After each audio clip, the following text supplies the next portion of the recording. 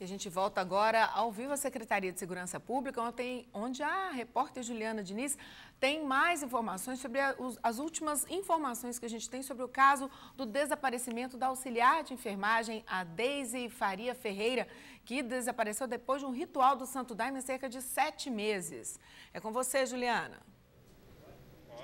Michele, como eu tinha falado mais cedo, a polícia apresentou o inquérito final hoje, indiciando os 2 homens que já estão presos desde 26 de janeiro, mês passado, que é o Antônio David dos Santos Filho, que era o amigo da Deise, que teria saído com ela do carro da chácara, foi o que o inquérito provou, e o outro indiciado foi o Cláudio Pereira Leite, ele que era o presidente da instituição da qual a Deise fazia parte. Ao meu lado está o Gilson Mariano, ele é assessor de comunicação aqui da polícia, vai contar um pouco do que esse inquérito provou. O inquérito provou que os depoimentos das testemunhas eram contraditórios do início ao fim, né? Boa tarde. Boa tarde. Bom, inicialmente o inquérito derrubou toda a versão apresentada pelo Antônio para os fatos que teriam acontecido na noite em que a Deise desapareceu. A princípio a gente viu que as testemunhas estavam alinhadas num discurso uniformizado, né? Mas posteriormente, conforme a polícia, com o apoio de provas periciais, foi demonstrando que a história deles não se sustentava, as testemunhas acabaram mudando as versões e deram um cenário mais próximo da realidade do que aconteceu. E a polícia acabou concluindo que a Deise, naquela noite, saiu da chácara, que o Antônio saiu imediatamente após ela, passou pelo portão imediatamente após ela, e ele teria colocado ela dentro do carro, matado ela, porque infelizmente, né, a gente sabe que a família às vezes ainda tinha alguma esperança, mas a polícia não acredita na possibilidade dela estar viva. E aí, posteriormente, o Antônio ocultou esse cadáver e devolveu o carro para a família. E o grande elemento de convicção que fica nessa história é porque quando o Antônio devolve o carro para a família, ele devolve com uma peça de roupa que a Deise usava no momento em que desapareceu. Então, se ele está devolvendo o carro com a roupa que ela desapareceu, é porque ele esteve com ela após ela sair da chácara. A polícia também apurou outros pontos dos interrogatórios, inclusive quando o Antônio falava que procurou por pessoas, se elas teriam visto a Deise, procurando por uma mulher de camisa branca, as pessoas não teriam visto, mas parece que ele nem chegou a perguntar para a polícia, nem fazer a ocorrência desse sumiço, como ele tinha contado em depoimento, né? Pois é, como eu te falei, toda a versão do Antônio ela é mentirosa, né? Nós desconstruímos toda a versão dele. Ele alegou que procurou pela Deise e procurou por pedestres e pessoas, passou perguntando se alguém tinha visto uma mulher de branco, né? Inclusive teria ido a um posto de gasolina. Nós fomos a esse posto, identificamos pelas imagens ele no posto conversando com o frentista, e o frentista disse que em momento algum ele perguntou nada por ninguém desaparecido. Ele alega que foi na Polícia Militar Rodoviária e falou que estava procurando uma mulher desaparecida. Nós identificamos os policiais que trabalhavam naquele plantão. Os policiais falaram que jamais ele esteve lá procurando por uma pessoa desaparecida.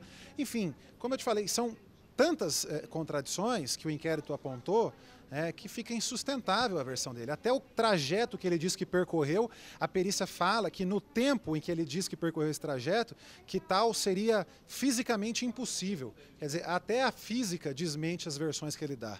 Sobre as roupas que foram encontradas, elas foram, de acordo com a polícia, teriam sido uma forma de induzir as investigações. O próprio Antônio teria jogado as peças para atrapalhar a investigação da polícia? A gente acredita que sim. Ele, na tentativa de criar uma pista falsa, ele joga a saia e o lenço dela em uma fazenda vizinha, né? O que ele talvez não se atentou, certamente não se atentou no momento, é que ele jogou a saia, jogou o lenço e acabou deixando a blusa dela dentro do carro e devolveu o carro para a família, né? E foi esse ponto específico da blusa que fez com que a gente conseguisse encaixar melhor essas peças e que fez com que o doutor Tiago Damasceno, que é o titular do inquérito, entendesse, né, em nome da Polícia Civil, pelo indiciamento do Antônio por homicídio e ocultação de cadáver. O Cláudio vai responder só por ocultação, né? Ele vai ser indiciado pela ocultação. Obviamente que se o Ministério Público entender que também existem elementos para ligar o Cláudio ao homicídio, o Cláudio vai responder também pelo homicídio, mas o indiciamento dele, a princípio, é na ocultação, que ele não teria participado especificamente do homicídio, mas a Polícia Civil tem a convicção de que o Cláudio sabe a respeito desse corpo, sabe a respeito desse cadáver. Né? O Cláudio tentou, no curso do inquérito, coagir algumas testemunhas. Como eu te falei, ele tentou, a princípio, ele uniformizou os depoimentos, né? Nós conseguimos ir derrubando isso. Ele chega, a polícia identificou uma testemunha, uma mulher que faz trabalhos de macumba, para quem o Cláudio teria encomendado trabalhos de macumba, inclusive contra a TBC e contra a Polícia Civil. Enfim, ele tentou, de formas humanas e sobre-humanas, atrapalhar a investigação. Do jeito que ele pôde, ele tentou atrapalhar essa investigação. Essas outras testemunhas que, num primeiro momento, uniformizaram o depoimento, também podem responder na justiça? Podem. O inquérito vai ser remetido agora na semana que vem, segunda ou terça-feira, bem provavelmente, e o doutor Tiago Damasceno está com esse último ponto pendente, que é a questão do indiciamento dessas testemunhas por falso testemunho. Ele está, obviamente, analisando a questão jurídica para ver se cabe aí o indiciamento por falso testemunho, mas é possível, em tese, que essas pessoas sejam também indiciadas por falso testemunho. Sobre a motivação, o Antônio ainda não falou por que ele teria feito isso com a Deise?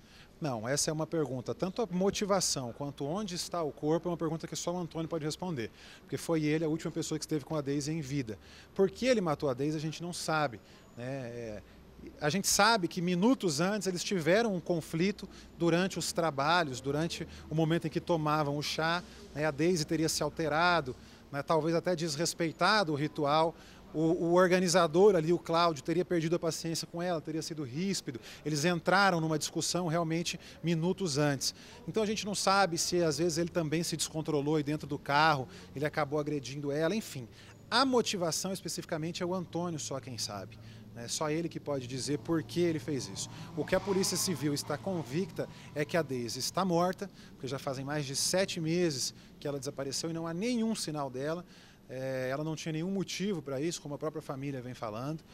Há 7 meses sem sinal nenhum dela, e o Antônio foi a última pessoa que viu ela com vida. O Antônio, inclusive, devolveu o carro para a família com a roupa que ela usava no momento do desaparecimento. Eu queria agradecer a sua participação, ele que é o Gilson Mariano, assessor de comunicação da Polícia Civil, e fica o apelo da família, como o próprio Gilson falou aqui, ainda não há o corpo. A família quer o corpo e faz um pedido. As pessoas que viram um Celta prata passando nas imediações ali da chácara para fazer a denúncia, porque através dessas pistas eles podem encontrar onde está o corpo da Deise. Eu volto com você, Michele. Quem puder ajudar realmente para essa família poder ter um pouco de sossego. Obrigada, Juliana, pelas informações. Boa tarde.